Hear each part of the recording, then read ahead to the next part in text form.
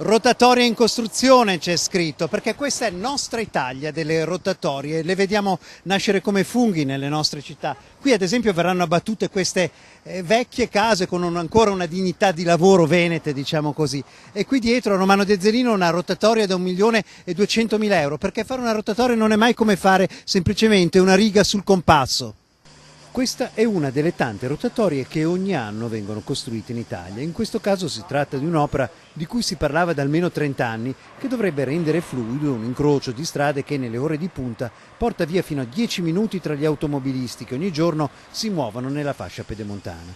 Peccato che opere del genere, apparentemente così semplici, in fondo delle grosse aiuole circondate da un cerchio d'asfalto, costino un occhio della testa, in questo caso 1.200.000 euro. Moltiplicatole per le rotonde che vedete sparse in Veneto e avrete un'idea del giro di costi e di affari che generano. Ma perché una rotonda costa 1.200.000 euro?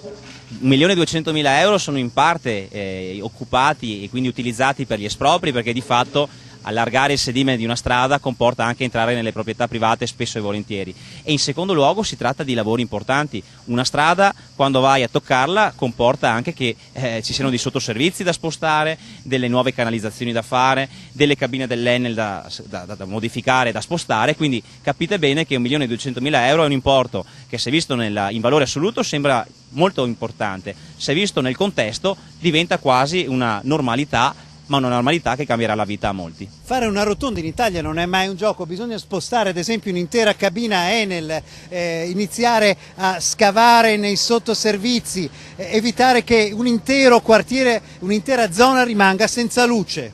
Nel frattempo, quello che fu l'hotel del municipio, con i fantasmi dei suoi clienti e qualche lontana decorazione, verrà abbattuto.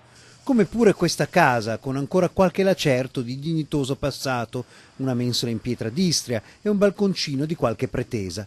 Inutile negare che, oltre a essere estremamente costose, benché di solito molto utili, le rotonde abbiano comunque un impatto nel territorio a volte positivo, a volte negativo, con il consumo di suolo o, come capita in questi casi, con l'abbattimento di interi palazzi, pezzi di vita ormai dismessa, ma comunque carica di storie e di ricordi. Eppure gli amministratori contano sul fatto che le rotonde, fosse anche solo per la forma, possono essere anche dei volani di sviluppo. Nostra Italia delle rotonde, quindi, ma come dicevamo, non basta un compasso.